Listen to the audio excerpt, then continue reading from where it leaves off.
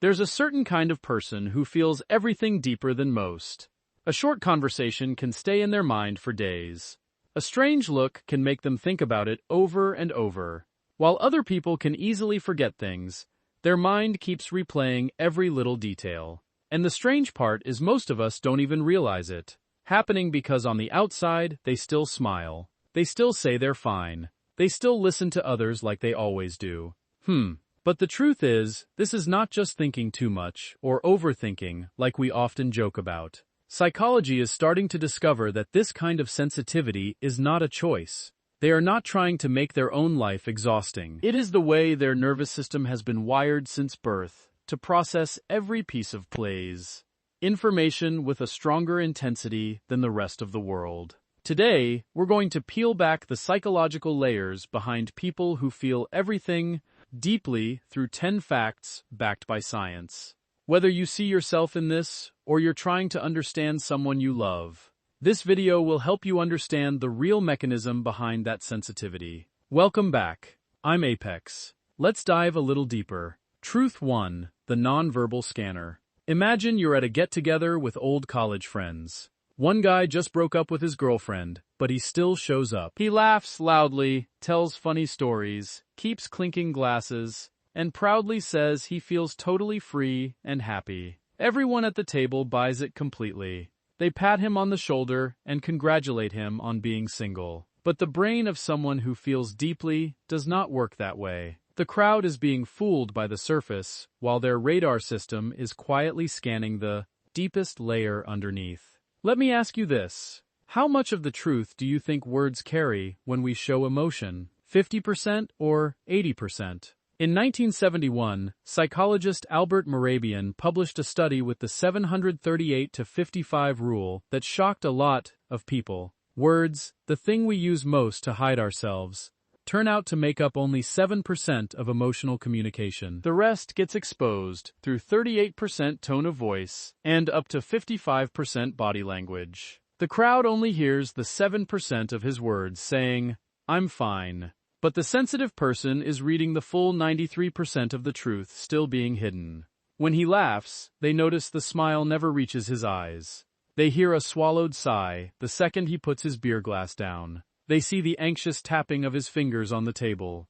And they even catch the micro-expressions, tiny facial expressions that flash by in less than 1/115th of a second. Their brain immediately sends back an error message. Data does not match.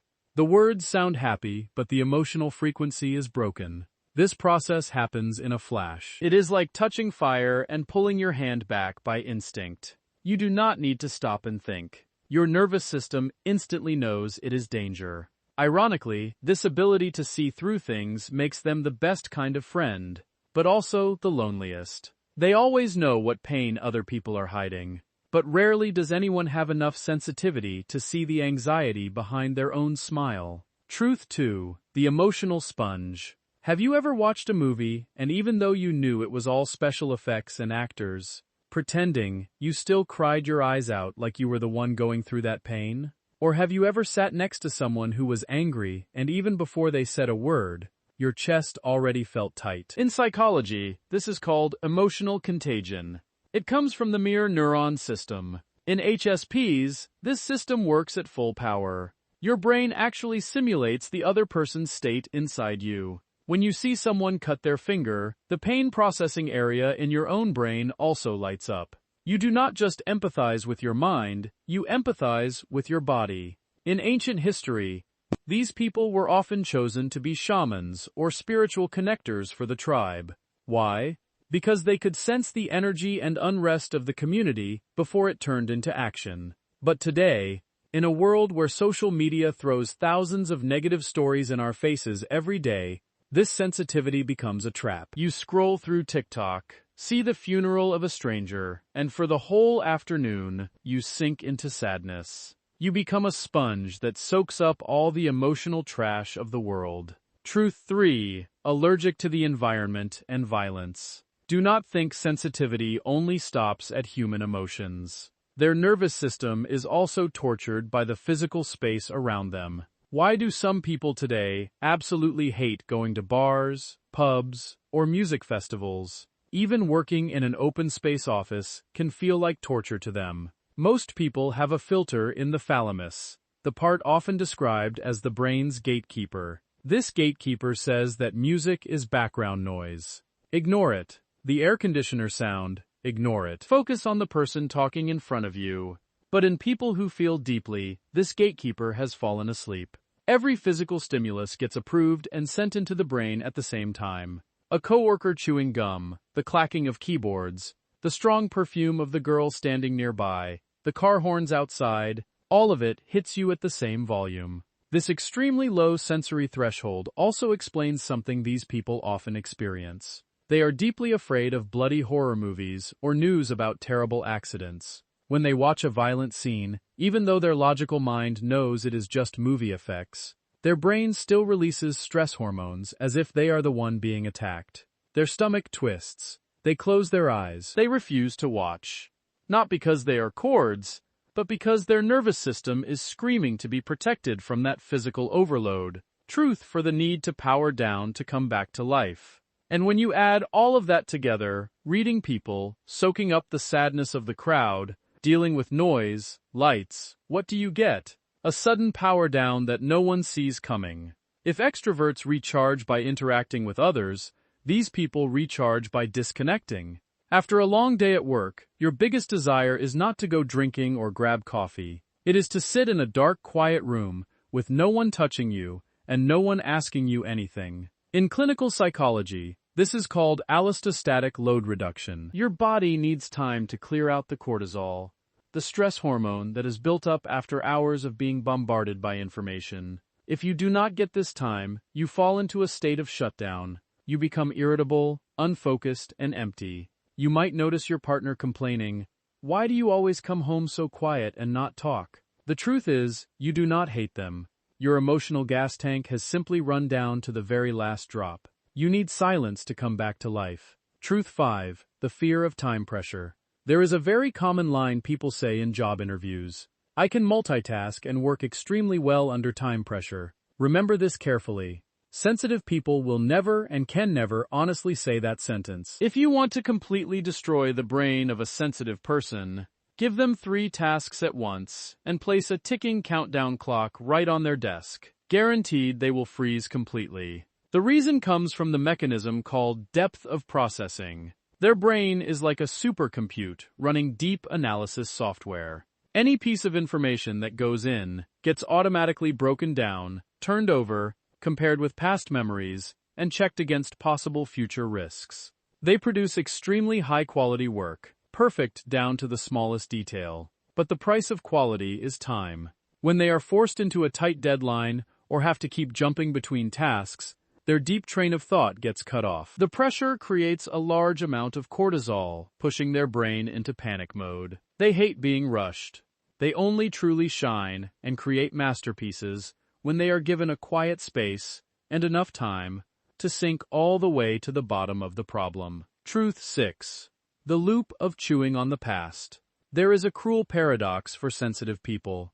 They have an amazing emotional memory. You may forget what you ate for breakfast this morning, but you will remember clearly the disappointed look on your mother's face 15 years ago when you broke that flower vase. You remember every single word of a negative comment online from 3 months ago. Psychology calls this rumination because you process information at a deep level. Memories are not stored only as data. They are stored as multi-sensory experiences. When you remember something sad, your brain recreates the sharp pain in your chest and the shaking in your hands. From an evolutionary point of view, this ability once helped our ancestors survive. Sensitive watchers remembered very clearly where the traps were, the smell of dangerous animals, or the smallest signs of an approaching storm so they could warn the tribe.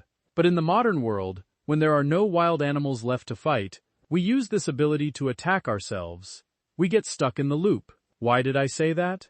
I should have done it differently. We become prisoners of our own wonderful memory. Truth 7. Frozen in the face of conflict. A person who feels deeply is often the most peace-loving person in any group. Not because you are weak, but because you are afraid of what conflict feels like. The truth is, to the brain of a sensitive person, a loud argument with a partner or harsh criticism from a boss is not processed like a normal social problem. In evolutionary psychology, their brain connects social disharmony directly with a survival threat. When they face a sudden cold tone, the amygdala, the brain's fear warning center, immediately takes over control. Science calls this amygdala hijacking. At this moment, their body is flooded with adrenaline. They enter the freeze response. That is why they often lose in arguments. Their mind goes completely blank, and they cannot fire back with sharp points to defend themselves. Instead, their survival instinct pushes them into the fawn response. They may rush to apologize and take all the blame, even when they did nothing wrong with only one goal. Please put out this anger and bring peace back into this space. Winning an argument just to satisfy the ego is never their goal. They would rather carry the hurt silently than face the growl of conflict. Truth 8. The can't say no disease. It's the weekend. You are completely exhausted, lying flat on your bed when a coworker texts you, "Hey, can you cover my afternoon shift today?" Something urgent came up. Clearly, you do not want to. Clearly, you need to rest. But when you look at the message, after exactly 3 seconds of hesitation, your fingers automatically type, "Okay, I'll head over." Why do we torture ourselves like this? It is honestly scary that neuroscience shows this. The human brain processes the pain of social rejection in the same neural area as physical pain. For people who feel deeply when they are about to say no, they immediately picture in vivid detail the other person's letdown, their sigh, their disappointment.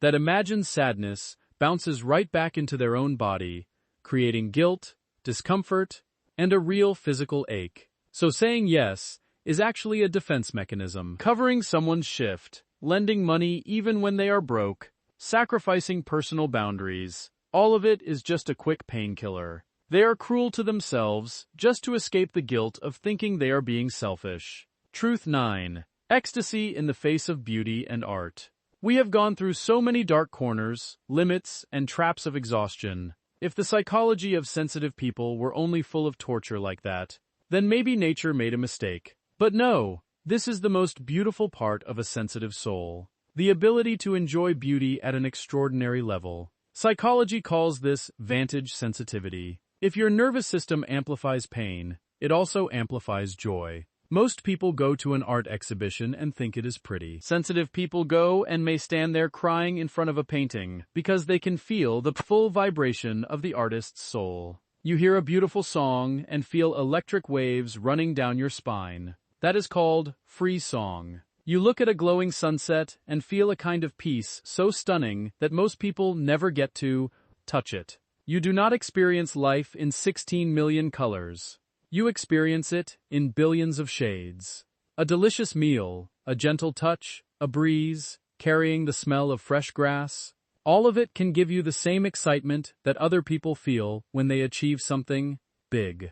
This is why HSPs are often highly creative people. You do not create art. You simply translate the bright, colorful world you see so everyone else can understand it. This ability to feel beauty is the antidote to all the pain you have to carry. Truth 10. The orchid and dandelion paradox. Psychologist Jay Belsky divided people into 2 main groups. Most people are dandelions. They are tough. They can grow almost anywhere. They can handle wind and weather. Even when the environment is bad, they are still okay enough. But they rarely bloom into something truly breathtaking. People who feel deeply are orchids. Orchids are extremely sensitive to their environment. If their living conditions are poor, such as pressure, violence, and lack of empathy, orchids will wither faster than almost any other flower. That is why these people are more likely to experience depression or anxiety disorders. But if they are placed in the right environment where they are understood, given personal space, and allowed to do work they love, orchids can bloom into flowers so beautiful, bright, and rare that dandelions can never match them. Research shows that when they succeed, they often go far beyond the average person in leadership, creativity, and strategic thinking. Sensitivity is not a defect. It is an evolutionary strategy. In the ancient world, if the whole tribe had been made of dandelions, they might all have died. because no one would have noticed the poisoned water source or the enemy hiding in the bushes. The tribe needed orchids to be the watchers, to sound the alarm, to sense the tiny changes in the weather and in people's hearts. You were born with this sensitivity because this world needs you. We have just gone through 10 truths that help decode the brain of people who feel everything too deeply. As you can see, you are not too much, and there is nothing wrong with you. You simply have a high-powered machine in a world that prefers average settings. The biggest trap we often fall into is trying to become a dandelion. You force yourself to be tough. You force yourself to put up with noise. Yeah, you force yourself to play exhausting social games. But forcing an orchid to live like a dandelion only leads to one result: withering. The way out is not to make yourself less sensitive. The way out is to learn how to master that power. First, set boundaries. Treat your energy like a bank account with a limited balance. Do not let everyone walk in and withdraw from it whenever they want. Second, accept solitude. Do not feel guilty when you need to be alone. That is when you are giving yourself emergency care. Third, use beauty. Use art and nature to balance out the emotional toxins you absorb every day. Living deeply is a cruel sentence if you do not understand it, but it becomes a wonderful privilege when you know how to steer it. You see the hidden rocks that others miss, but you are also the only one who sees the magical glowing light at the bottom of the ocean. If you see yourself in this video, remember that you are not alone. Around 15 to 20% of the world's population are HSPs, people who feel deeply. We are a quiet tribe, watching and feeling this world on behalf of everyone else. Out of these 10 truths, which one hit a little too close to home? Or is there a sensitive experience you had that other people look down on? Share your story in the comments below. Apex will read it and walk with you. Do not forget to hit subscribe so we can keep decoding the hidden corners of psychology together. Thank you for listening all the way to this moment. See you again on the next journey into the mind. Goodbye.